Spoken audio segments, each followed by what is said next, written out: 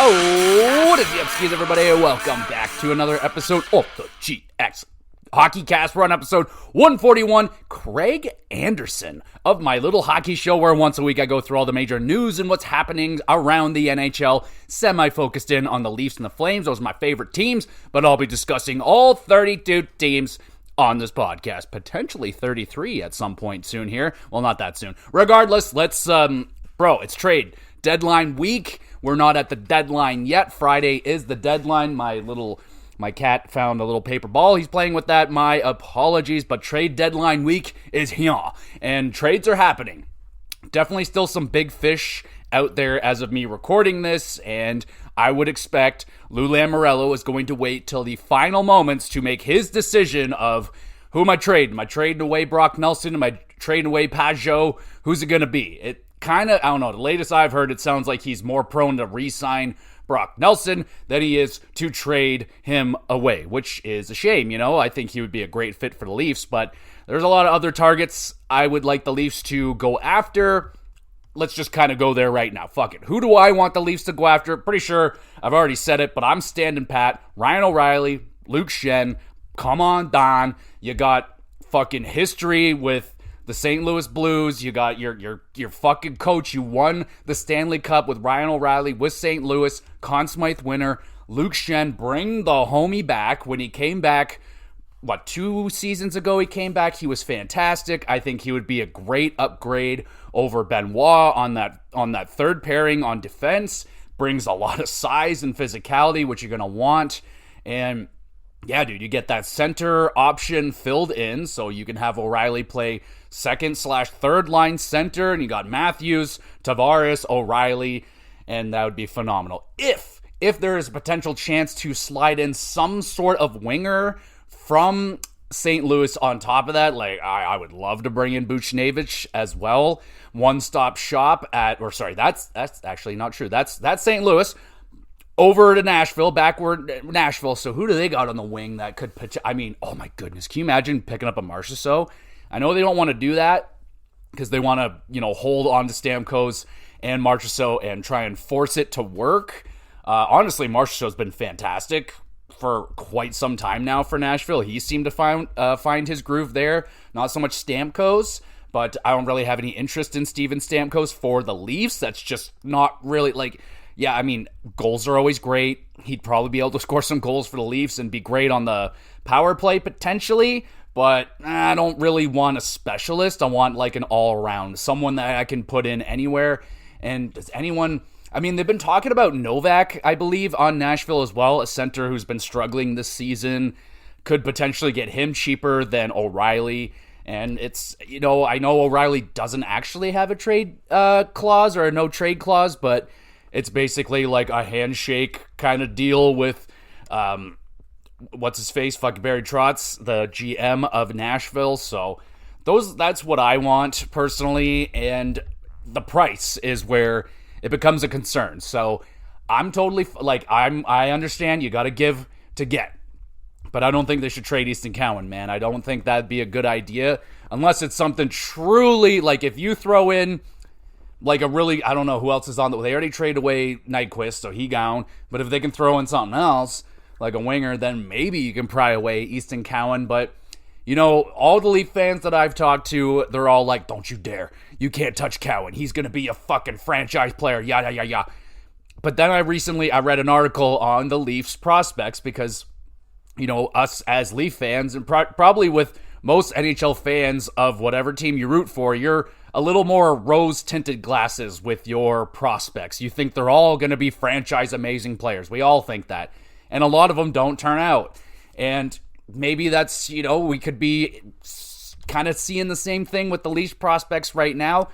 I read an article last week, and they were saying, take this in mind. Cowan is 19 years old, I think, so he's still got a lot of room to grow.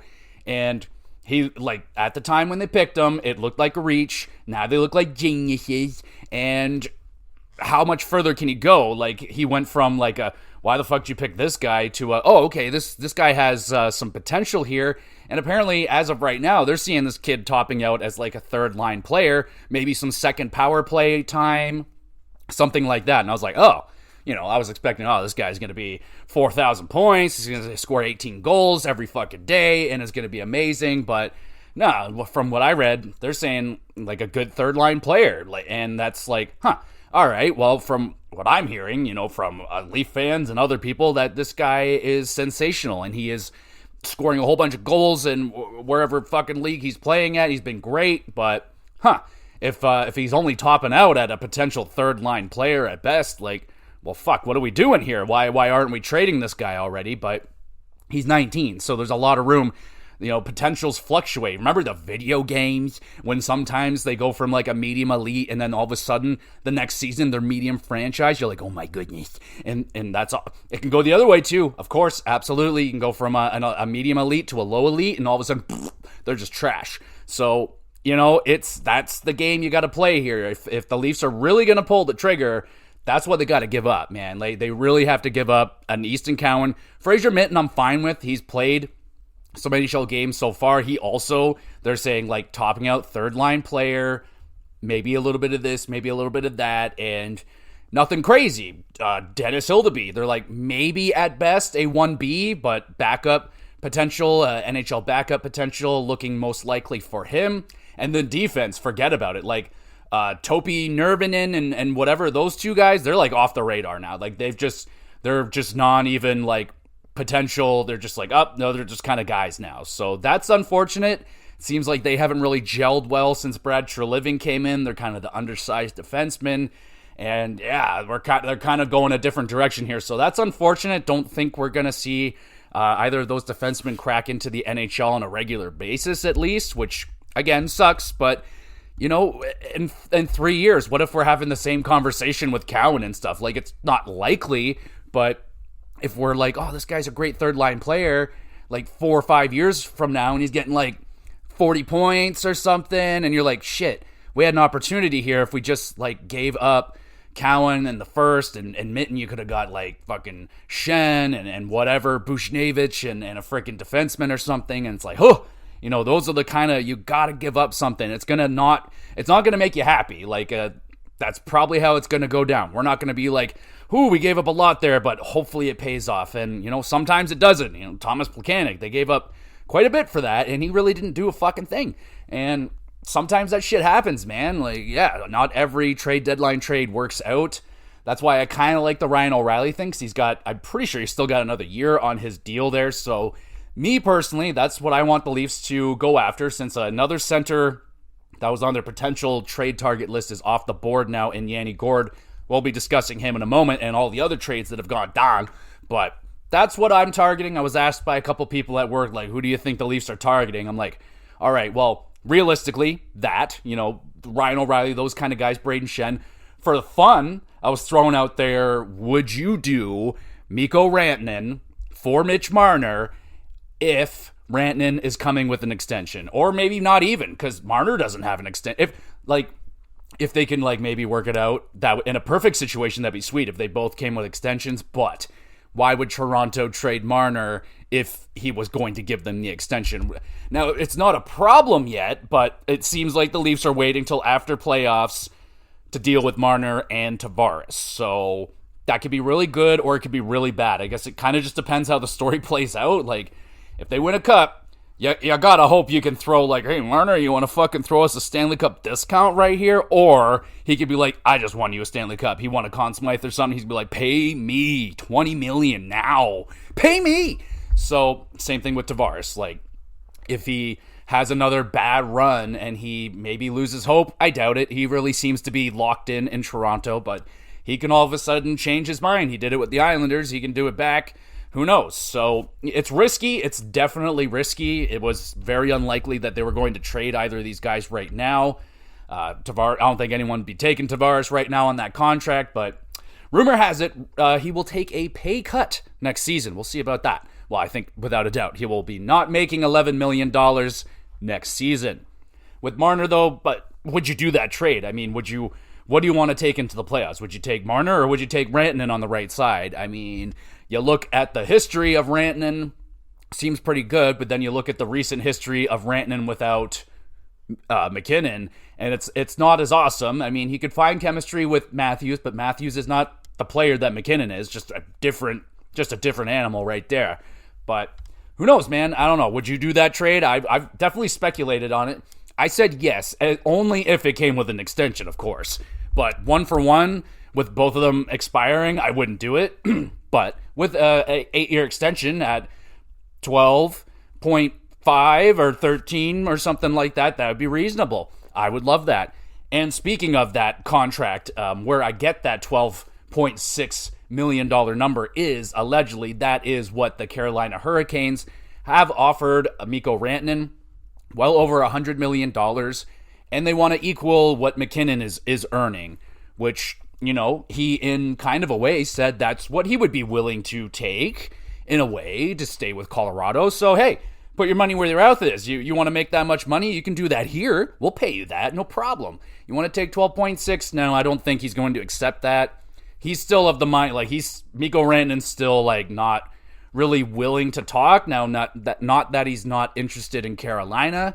He doesn't know yet. He can't really give them a straight answer because it hasn't been enough time.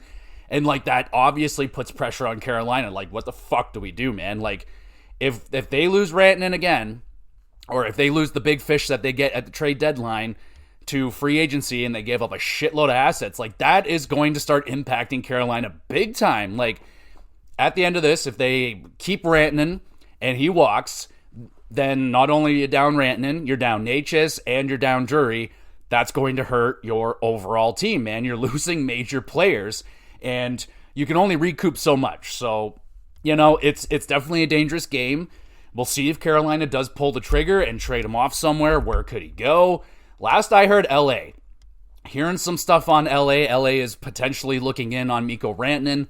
And why the fuck not, man? Like, you could, if you add that, that's going to help your chances at maybe beating the Oilers this time around. It really does look like they're going to meet again. And LA, man, they've just been quietly going very, very strongly all season long. This is kind of their MO.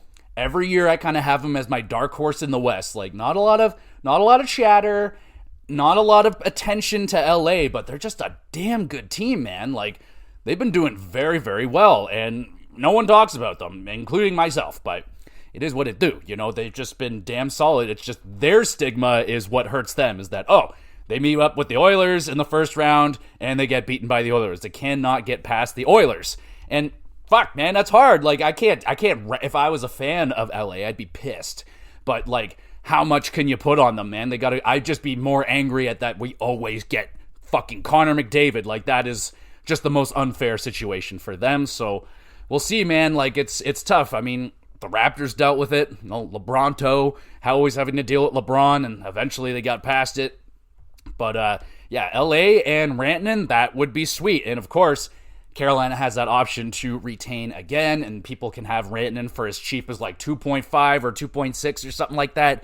Who doesn't want that? And Carolina can definitely recoup some assets. What could you get out of LA? Like, is Quentin Byfield an option? Are we talking like a Fiala? Are we talking, I don't think they trade away Kempe. Obviously, Kopitar's a no-go. They're not going to do that, but you would think, like, maybe they pull a trigger on a Quentin Byfield. And what about Brandt Clark, man? That's been a situation for a while here. I've had Brandt Clark pretty much all season until I noticed his drastic drop-off in ice time. And that was just super confusing. I thought he played great. All this positive stuff coming out of his game. And like, yeah, he's doing great. And all of a sudden he just goes down to like 14 and below ice time a game. He's like, then he got scratched, and then the whole Doughty thing, and I'm like, what the fuck? So there's been speculation that Brandt Clark could potentially get traded. It'd just be wild for them to do that. There's also talks of Gavrikov getting a 7-year extension potentially, so be on the lookout for that. But if LA adds Rantanen, that's definitely going to do something to help out, counteract what's his face? You know, that guy with the face and the number, McDavid, and Leon Draisaitl. So very cool. All right, let's freaking try and dive into some of the trades that have been going down here as of up to date. So we'll go back as far as I can remember the last time we've talked about loading. All right, so an interesting one is Anaheim acquiring Ville Husso for future considerations. Yeah, future considerations, busy, on the move all over the place. But this makes me think that they will trade John Gibson. You got it's definitely not a great asset there in Ville Husso. He has struggled mightily. Pretty much ever since he got to Detroit, he really has not lived up to that deadly $5 million goalie contract that is whether it's rather a brilliant move or it's just so bad you're trading him for nothing, future considerations. So Ville Husso going to Anaheim kind of makes me think like, hey, okay, so they think he's at least a backup option minimum for Dostal in a change of scenery. Outside of an original six team, Anaheim rebuilding, the pressure's a little bit lower or maybe even substantially lower. So maybe that could be a thing that works for Anaheim. They can do it. And Detroit clears up a lot of cap, or, it's not really on their books, but regardless, they get out of that contract finally. So that's interesting. So I'm looking to see if Gibson will get traded.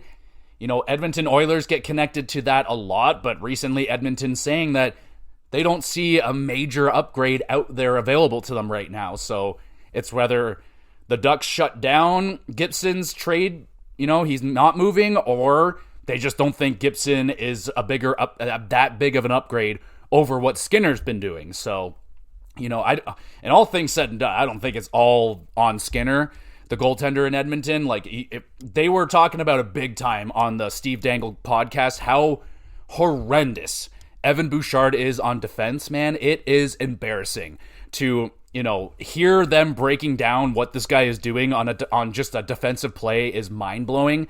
And yeah, they were even bringing up like Evan Bouchard should get traded potentially because he is like such a net negative on defense. Like, you just can't win with that kind of guy playing on your team where he just has no defensive effort. Like, it was wild. It was a fantastic breakdown by them. I highly recommend you check it out because that was very good and very, I don't think Edmonton Oilers fans are all that aware of it. Sorry, they're very aware of it. Very, very, very aware. But maybe other people around the league because, this guy gets Norris votes and he gets a whole bunch of points. He must be incredible. But yeah, he's incredible offensively. He can't fucking defend shit going in a toilet. I don't know. I tried. Okay, but yeah, Bouchard, man, what if he gets dealt? Like, do you really want to pay a guy a whole bunch of money that's like just a defenseman, especially, that just refuses to play defense? And yikes, man, like it was the play they broke down. It was him and Klingberg on a defensive pair together. And you're like, why is that happening? That's horrible. And Klingberg looked like the defensive, like he was trying, but he's like, holy moly, you really put me in a bind right here. This is bad. So that's, Edmonton's definitely going to be looking for some defensive help if they can. All right, see if I can find, all right, we're through those trades. Let's try and find something that doesn't have future considerations. All right, let's do this Colorado and New York Islanders. We got Ryan Lindgren heading over to Colorado along with Jimmy Vesey and Hank Kampf, David Kampf's brother, I would imagine. I don't know if that's true. And New York acquires Juuso Parssinen, center, Calvin DeHaan, defenseman, second-round pick in 25, fourth-round pick in 25, and New York retains 50% of Lindgren's contract. So I believe he'll be like 2 point something. Very respectable, man. And, it's wild. Like, I don't usually see a defenseman fall from grace this hard. Like, Lindgren was like a crucial major part of the New York Islanders' success as recent as a year and a half ago. This guy was like paired with Adam Fox and they were a match made in heaven. The defensive defenseman with the offensive defenseman, boom, you're just off and shake and bake, baby. And all of a sudden this guy, they're just like, I could not stand this man anymore. I want him out of here, to launch him out of here. And off he goes with Trouba and Kakko and all these other, man, the Rangers have done a lot of work this year and really looks like they could make it. We'll take a closer look at the standings in a bit, but man, they're really have changed out a lot of things of their team. Lindgren out, Trouba out, Kakko out, VC out. Who else is out? JT Miller in, freaking Hedl out, that other guy out. Like, damn, son. So the Rangers are doing a lot. They're trying. And it looks like they're trying to retool with the mindset of next year in mind as well. But hey, if you can make it this year, fantastic. Shesterkin, you always have a good chance in any playoff series with Shesterkin and net. So they get there, who knows what happens. JT Miller, what's up with that? All right. But I would say some pretty good work here from Colorado. They get some stuff that they need. They need help on defense. There's a lot of talk of them being small, and they need to beef up a little bit. Gotta get some beef back there, so they bring in Lindgren, who does have some size. Let's get that full information right there. How big this motherfucker? Okay, he's not that big. Damn, 6 foot, 194 pounds. But I guess in the world of Colorado's team, that's big because they're a smaller team. But regardless, he's a defensive defenseman, and maybe it's just a change of scenery he needed to get the fuck out of New York. And yeah, I think he's going to do just fine. And I believe it's Manson is down with injury right now. He's kind of their go-to big burly defenseman, but he's not like the biggest or burliest, but that'll help having Ryan Lindgren there as well. And then Jimmy Vesey, he's kind of a versatile player.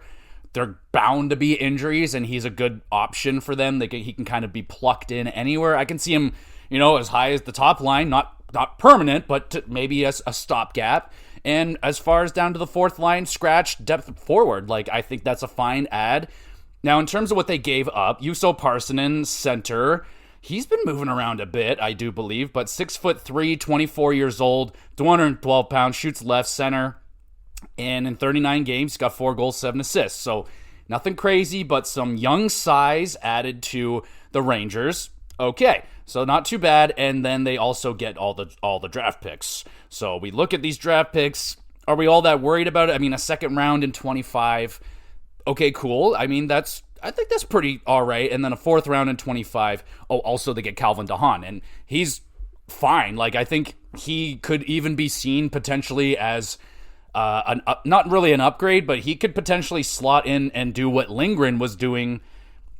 It could be a better fit right now for the Rangers. So that could be good. Calvin DeHaan has played many games for Colorado this season. He's kind of a journeyman defensive defenseman, and I've always wanted him on the Leafs as well. They're talking about that on the Dangle podcast, and I'm like, me too, man. I've always wanted this guy, and he's always eluded the Leafs, and it looks like he will not be coming again. But yeah, so Rangers acquired that. It's a much cheaper option than Lindgren, though they are retaining 50%. Still saves them a bit of money, and they're getting a couple of picks in this upcoming draft. The word is that this draft is fairly weak, but there's still going to be good players. It's the 26th draft is supposed to be fully loaded. So watch out for players and teams looking to add those. I don't know why I would say players. Look for teams to add those 26 picks instead of 25s, because they might be trying, it could be a really good lottery ticket to take a chance on. So overall, I think both teams do fine here. Rangers, they're just getting rid of guys they apparently don't like. So they replace them with a solid player in Calvin DeHaan. Juuso Parssinen, sure, he's bigger than Vesey, so they add in some bigger size. And yeah, I think it's a fine trade. We got Minnesota bringing back Gustav Nyquist. I'm fine with this. Going to Nashville, a second-round pick in 26, and they retain 50% of Nyquist's contract. So Minnesota welcoming back again freaking Nyquist. This is his second time here. They picked him up for 22-23. They picked him up there for a few games in a postseason run, but he seemed to do okay there. It's a very short amount. He only played, I think, barely 10 games, but regardless, Nyquist not having a very good season. 57 games, only 21 points, 9 goals, a -20. And the year prior, he had 75 points in 81 games, 23 goals, and 52 assists. So what the heck? There's definitely, there's a stink on Nashville this season. So maybe with a bigger role in Minnesota, he can get some more offense and get that going again. Not a bad option to pick him up right there. I think it's a fair price, a second round. It is in 26, so it's going to be a while before we know. And they also retain 50% of that contract, so Minnesota could maybe do some more, but I like that ad for Minnesota. Never a bad idea to add in some scoring if he can get scoring again. All right, so we got a bigger one here. This one, I mentioned Seth Jones last week. He was on the trade rumor block, and he gets traded to Florida. Are you kidding me? Seth Jones, excuse me, and a fourth round pick in 2026 going to Florida, the Panthers. And going to Chicago is goaltender prospect, future maybe starting goaltender Spencer Knight. a first-round pick in 26 or 27, and they retain 26% of Jones's contract. Damn, alrighty there. That's a trade. That is a trade. So, definitely Panthers going for it again here for the playoffs. Kind of a similar, I'm seeing a lot of comparisons to the Oliver Ekman-Larsson ad for Florida when they won the Cup. They brought him in. He was making way too much money in Vancouver. They get him on a way more manageable contract and a better role. And we've seen this time and time again with the Florida Panthers. Their scouting is fantastic, especially for defensemen, and their defensive coach is phenomenal. He is turning every defenseman that comes his way into way better than anyone ever expected. Mikkola was a waiver pickup. He's been sensational for them. Fucking Montour had a career year for them. Ekblad's always looking good. Is it even Mikkola? Who's the other guy? Does it? Forsling? Forsling was the freaking waiver pickup. That guy was like a nobody, and he became like, he's a freaking like he's an all-star, man. He's fantastic. And so, yeah, they definitely see something in Seth Jones. He's been a perennial minute-eating defenseman well over 20 minutes every single game for a very long time. He's just been, making too much money, and he's been on a shitty team that really doesn't help him out all that much. Like, I believe he's had a handful of he had a decent season there, I do believe, with Chicago. We'll just pull up his freaking career stats and we'll take a look. But this season, he's got 7 goals, 20 assists in 43 games. That's actually pretty decent. That is actually pretty decent, I must say. 7 goals, not bad. 6 foot, wow, he's 30 now. That is insane. That's really crazy. All right.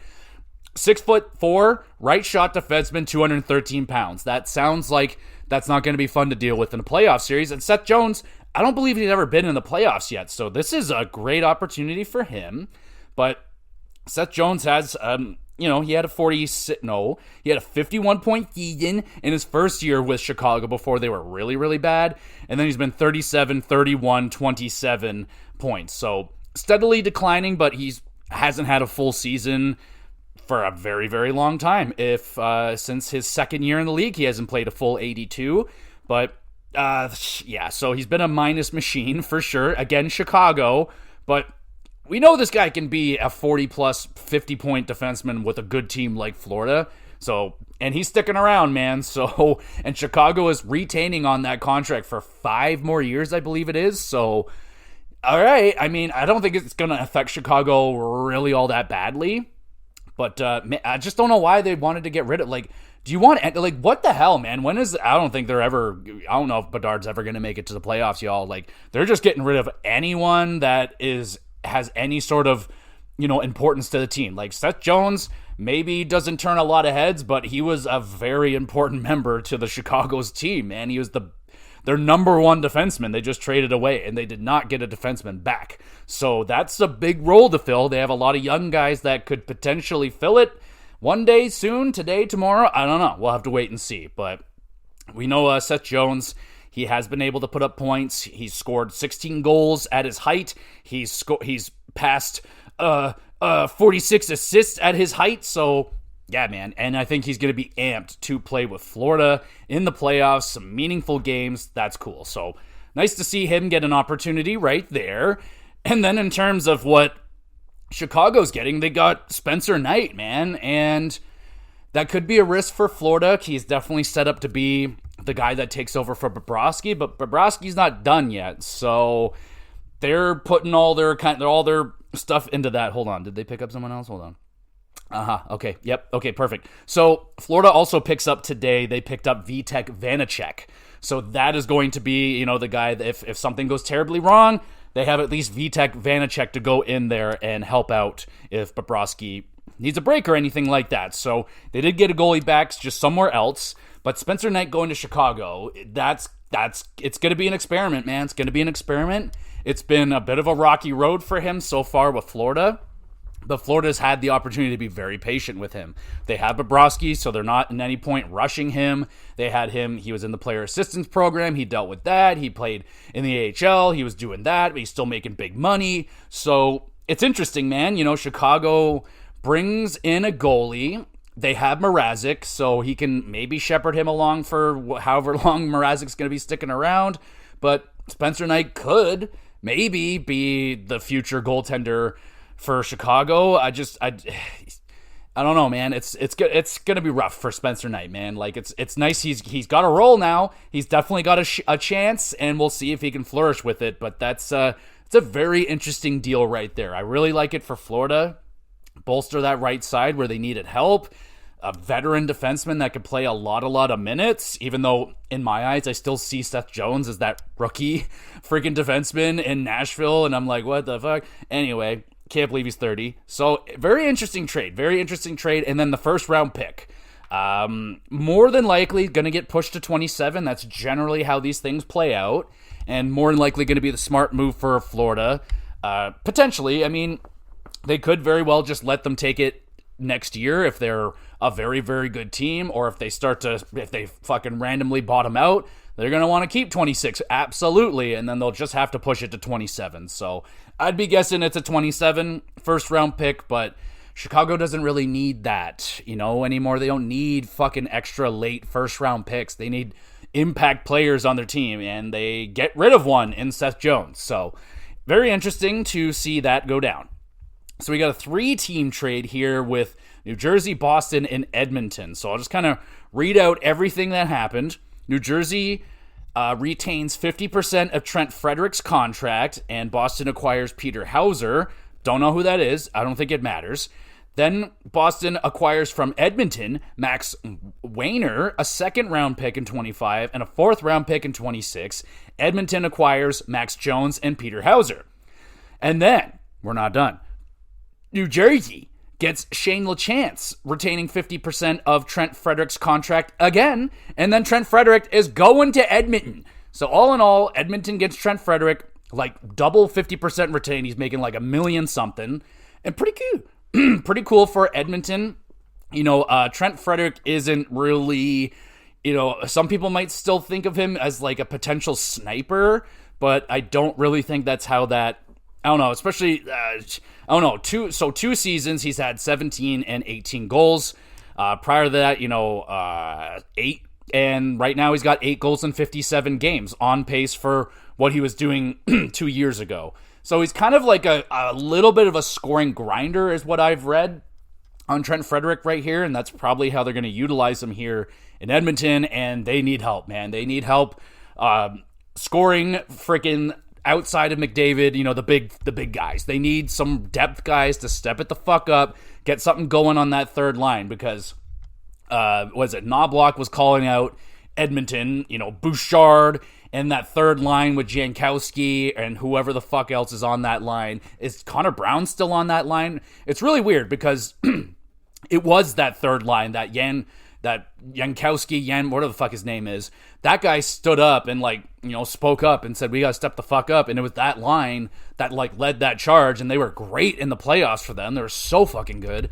And now they're kind of the lackadaisical ones that are getting called out by the coach now. And we're like, you guys got to step the fuck up. So step the fuck up. Trent Frederick is here. They're rewarding Edmonton with another player. Let's hope it can work, man. It just seems like a lot of guys struggle in that middle six, bottom six role for Edmonton. It's tough, man. It's tough. But 6'3", 27 years old, 221 pounds. He's big boy, and he's hurt. But he is returning soon. So I don't think he's played any games yet for Edmonton. Not just yet, but we'll see what Trent Frederick can add for the Edmonton Oilers. A decent. So I don't know what all in all, I think they gave up like a second round and a fourth round pick. Something like that. I don't think New Jersey really got much of anything out of this. Maybe a pick. I don't know.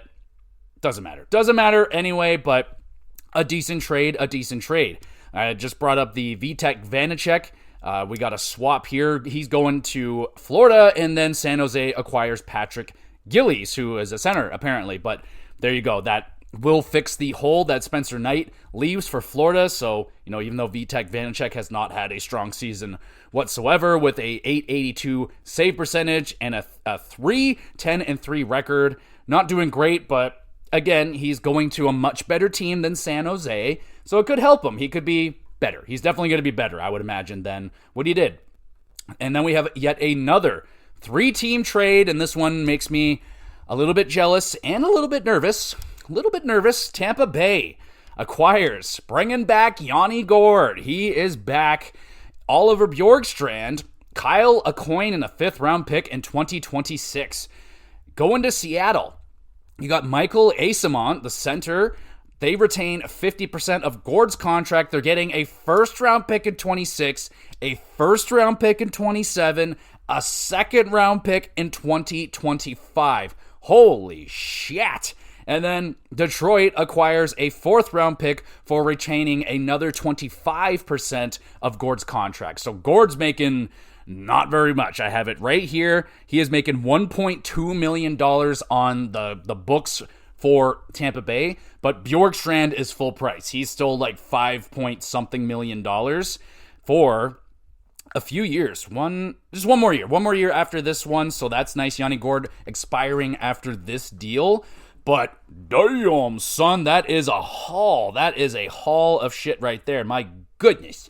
So 2 more 1st-round picks sent out by Tampa. I don't think they'll have a 1st-round pick for the next half century. It's wild. All right, let me see. They have, well, as far as it can see, they just don't have 1st-round picks anymore. So forget about it. No 1st-round picks for you, Tampa Bay. They're all gone, but they're doing the thing, man. And I think the time is now because they're hot. They're one of the hottest teams in the league right now. They're chasing the Leafs. They're chasing down the Panthers. They're trying to get up in that freaking top spot in the Atlantic. Good luck, but they're on fire, man. And Vasi is looking fantastic. Kucherov is always fantastic. And shit, dude, like they just added Bjorkstrand and that little gremlin freaking Yanni Gourde, who was fantastic for them when he was a Tampa Bay Lightning. Let's take a look at Bjorkstrand, how he's done so far this season. In 61 games, 16 goals, 21 assists. Not bad. 6 foot, 175 pounds, right wing, right shot, right winger. And it's not a bad year for him, I wouldn't say. Like, maybe not the best year, but he's pretty much on track, maybe a little bit behind what he was last year. 20 goals last year, 59 points. He's got 16 goals, and he has hit well over 20 goals for the last 3 years straight. Well on his way to 20 goals again. He had a career-high 28 goals 3 seasons ago, his last season with Columbus, and has been a straight 20-goal guy for the Kraken. So that's a bite out of the Kraken. It looks like they're going to be bowing out this year. They're pretty far behind. So they're going to trade off some assets here, and they get a lot back, man. Like 2 first-round picks. Are they going to be... Like, those are pretty tempting picks right there, because Tampa Bay, they're selling off a lot of shit, and their day's going to come at some point, man, where they're going to crash out, and they won't have any people to call up anymore to save their bacon, and Kucherov and Hedman, all those guys are going to age out at some point, even though they still look very, very good right now. They're loading up, so I don't really blame them, but they could be good picks. Who knows? I didn't see anything on protection, anything like that, so it could be very risky, but who gives a shit? If Tampa goes deep, maybe gets another Stanley Cup, man, like this is the one. This already looks like, that almost looks like the package they gave up for fucking Tanner Jeannot, and that was an absolute disaster. I'm looking at this. This looks much, much better than that trade when they're giving up this much stuff. There's a 2nd round in there as well, so just like, damn, son, they're giving up a lot, but they know Yanni Gourde, so I think they're happy to bring him back, even though he's had kind of an underwhelming season. Only played in 36 games, 6 goals, 11 assists, but he's a little honey badger out there. He's only 5'9", but he plays much bigger than that. So he's going to be nasty to deal with in the playoffs. Oliver Bjorkstrand, a good scoring option. And then on top of that, Seattle brings in Mikey Eyssimont. So 57 games, 5 goals, 5 assists. Doesn't look like, he's not really anything crazy. He's 28 years old, so he kind of just is what he is. But they bring in someone to help out. There's a center option for them, but obviously it's all those picks. But you got to do something with those picks, and then those picks got to develop, and that's going to be like 3 to 5 years. So I don't know when Seattle's going to really get going. They're definitely not going down the same path that Vegas did, but that's an anomaly. That's a blip in the radar, so you can't really give them shit for that. And as far as I know, that's all the trades that have happened up until now. I'm recording this at 6 p.m., so if anything happens after that, my bad. So let's take a look at some signings. There's been some interesting signings that have gone down. I don't know if I've mentioned Vladimir Namastenkinov gets a 2-year extension with the Winnipeg Jets worth $3 million. I think that's a great value contract right there. The guy he's a little bit sporadic with his scoring, but when he's hot, he is like white hot. So pretty good addition right there. That's going to be great. Tucker gets a 2-year extension with St. Louis. Charlie Lindgren gets a 3-year extension with the Washington Capitals worth $3 million. They avoid the dreaded $5 million, which I imagine they're going to give to Thompson when he's ready. And I don't think that would be that bad of a disaster. But Lindgren, though he's not having the season that he did last year, still doing his job, man. He's getting wins. He's playing good enough and earned himself a $3 million contract. I'm fine with that. Utah gave Olli Määttä a $3.5 million contract for 3 years. That made my eyebrow raise a little bit. I don't hear a lot of great things about Olli Määttä, but I guess he impressed for Finland. Played pretty good there. And Utah needs defense, I guess. So yeah, you could do better, but yeah, okay. Then Jake Evans, kind of shockingly, re-signs with the Montreal Canadiens. 4 years, $2.85 million. All right, so they're going to keep him. Not bad. He's 28 years old, right? And he's having a career year, 12 goals, 16 assists in 16 games. And yeah, man, he's popping off at the right time. He's got as many points as he did last year, but 29 points is his max in terms of career highs. So I don't know how much more he's going to be getting than that. Maybe this year he can maybe get to like 35, maybe tickle 40, but I highly doubt it. This guy kind of seems to be like a career, maybe a 30-ish point guy is kind of what you're looking at here.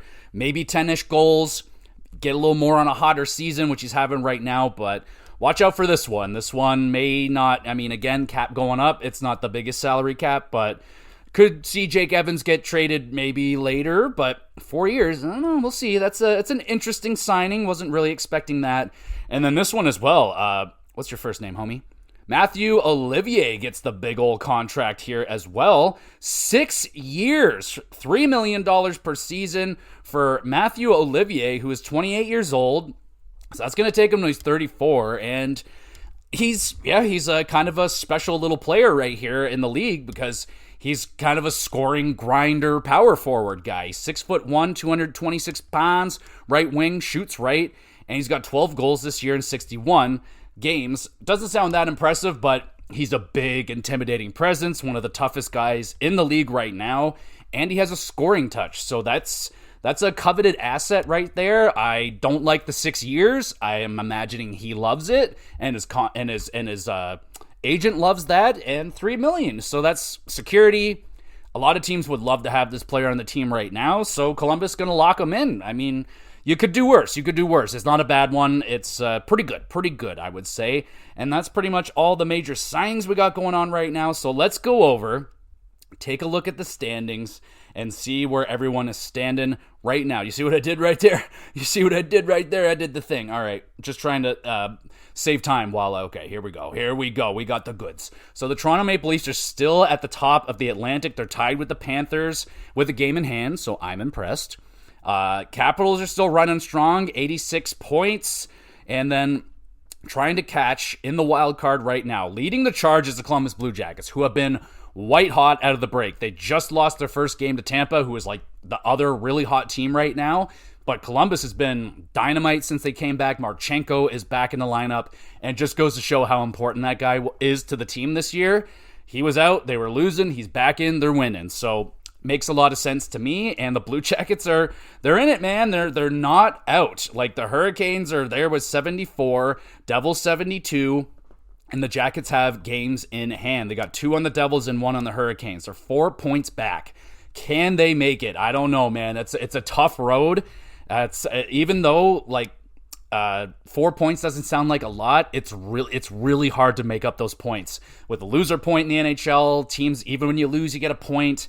So it's hard, man, and it's you're running out of time, man. We are running out of time. They got 22 games to do it. Red Wings are at 66. Rangers are at 66. Senators and the Canadiens are at 65. And then the Bruins are at 64, but they kind of seem like they're bowing out. I don't think they're really worried about making it this year. They're kind of call it a mulligan. We fucked up with Swayman and Allmark. We'll come back next year and see if we can get her done. And that's fine with me because fuck the Bruins. I don't want to see them. And haha, you guys lost in embarrassing fashion to the Leafs. That's hilarious. So I would love to see Senators, Canadiens make it in there. Rangers I don't really give a fuck about. Red Wings would be cool, I guess, just because they haven't been there all that long. Or they haven't been there in a very long time. But, dude, if you're not rooting for Columbus right now, do you have a soul? Do you have a heart? What's wrong with you? Who hurt you? Cheer for Columbus, man. The Johnny Gaudreau story is so awesome. Even Merzlikins, man. He's had a tough road. He lost his friend to a very tragic accident. I think it was like 2 years ago now, and he has been battling, man. And he's still here, and he's getting it done for the Blue Jackets this year. So they're by far one of the best stories in the league, and the fact that they're here is incredible. So I'm rooting for the Blue Jackets to get it done, but also, the Senators would be cool, or Montreal just for some more Canadian flair, and the Sabres, my goodness, so bad. 54 points, my goodness. All right, in the West, we got the Jets. They're running away with the West. They are just gone. They are simply just gone. No one's catching them. So the Stars are at 80 points, Wild 74. That's your Central. Pacific is led by the Vegas Golden Knights. The Leafs take them on tonight. Hoping for a good one. You got the Oilers are there. The Kings are there. And then, of course, in the wild card, you got the Avalanche and the Flames are battling it out, baby. So I'm very happy for the Flames. They're still here. It seems like Vancouver and the Flames are playing chicken with each other again with this shit. Do you guys want it or not? Like, someone take it. Like, for me, I would love to see the Flames make it. That would be great, but they're just going to get slaughtered, man. They're going to get slaughtered in the first round unless Dustin Wolf can steal them some games. They're just really not. I just don't see it, man. I'm sorry.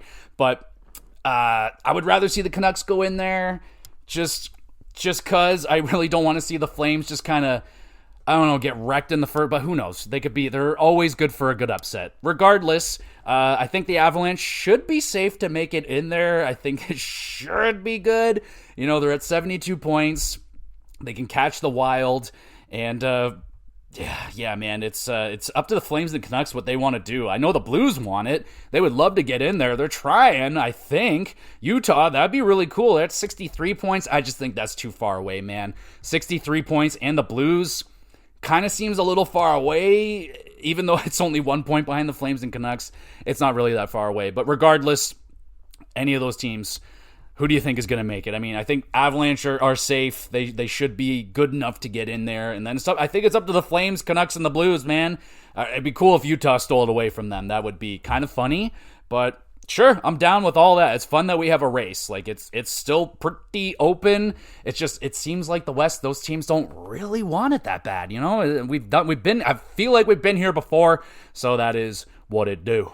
So let us talk now about the Flames and what they could maybe potentially do at the deadline.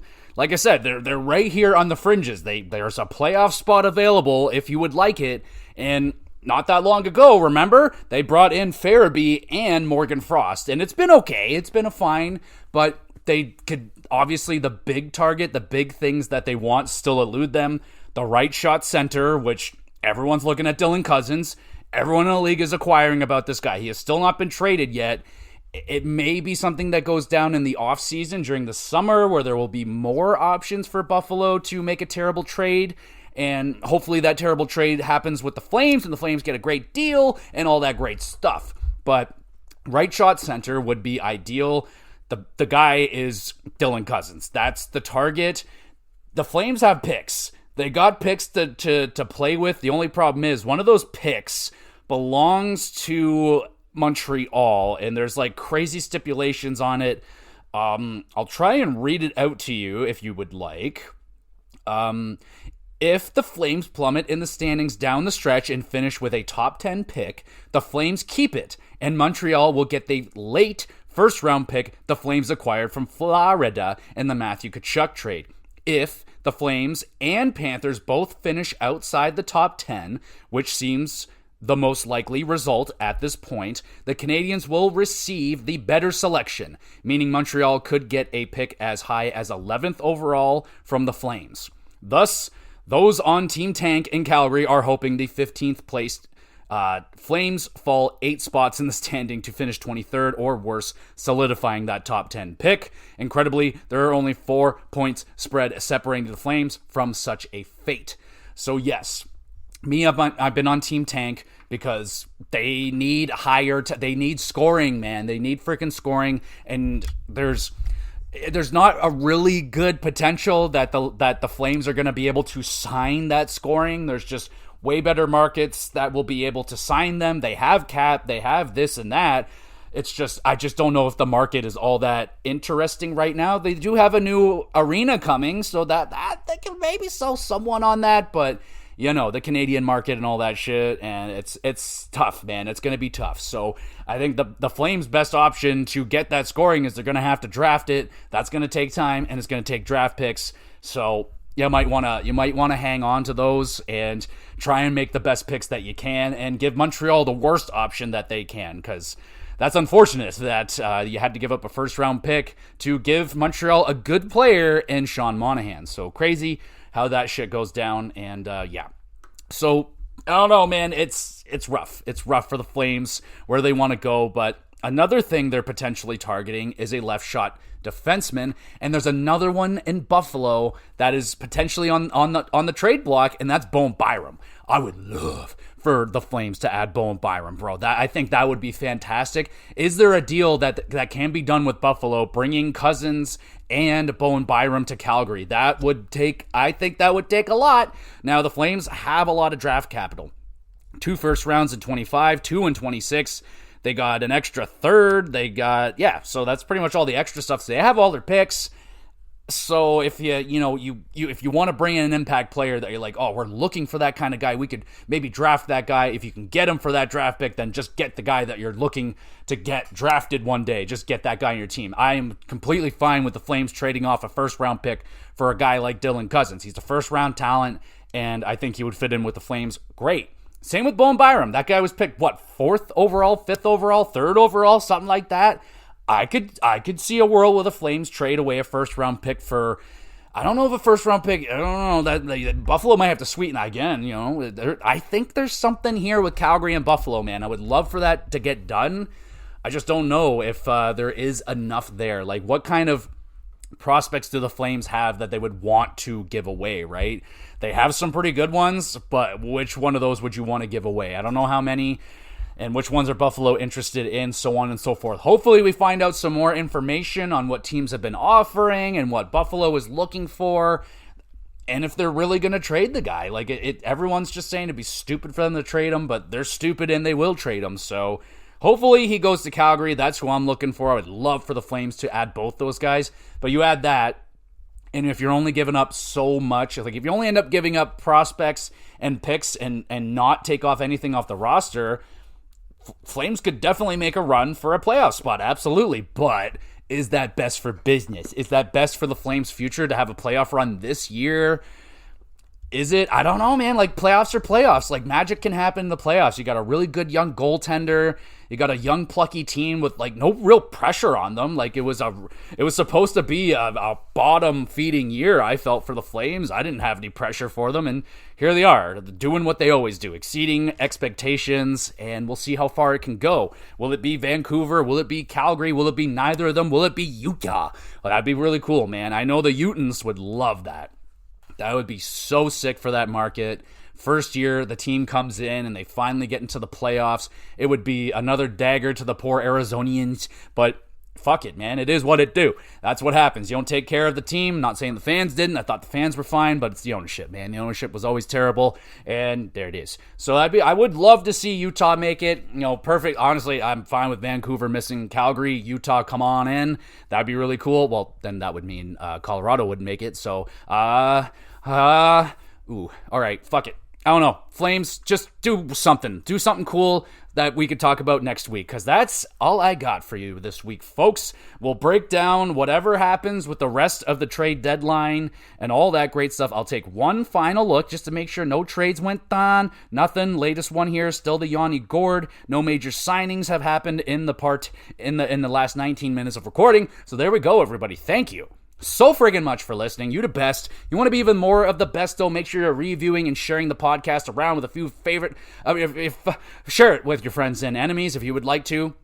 And I also upload all these episodes to the YouTube channel, Gamer GX Videos. Go over there and subscribe. Link is in the description. And a great place. You want a question answered on the podcast, have your name shouted out, all that stuff.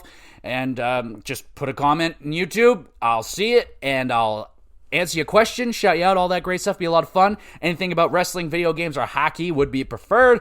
And email address, and there's a Twitter page. Don't really use that stuff, but I should. But fuck it. I don't like Twitter. And in terms of what else we got going on with the pod this week, I finally got my Elimination Chamber review out. Sorry about it taking so long, but better late than never. So that is out there for y'all now. Crazy weekend. One of the wildest fucking WWE moments to ever have taken place. I was there live. Fucking crazy. Jesus. So that was a good time. So you can listen to me ramble on about my experiences in Toronto this weekend. Oh my goodness. I'm going to get out of here before I die. But also the GamerCast this week should be avowed. I think I'm going to review it even if I don't have it finished yet. I've played probably near 40 plus hours of it now. I think I have enough knowledge of the game by now to give it a review, so I'll be checking out Avowed this week. And what else do we do? WrestleCast, of course. The weekly WrestleCast. I did not do one last week, just too much travel, too busy, and a little bit moody. So I didn't really want to do one. And so there you go. I'll get back on track with that this week. My apologies, but holy shit, I watched the Raw. It was fucking crazy. So it's going to be a wild week in wrestling. And if there's any pay-per-views, I'll have a pay-per-view review out for it as well. So there we go, everybody. One more time, thank you so much for listening. You the best. And we'll be back again with some GX Bloodcast.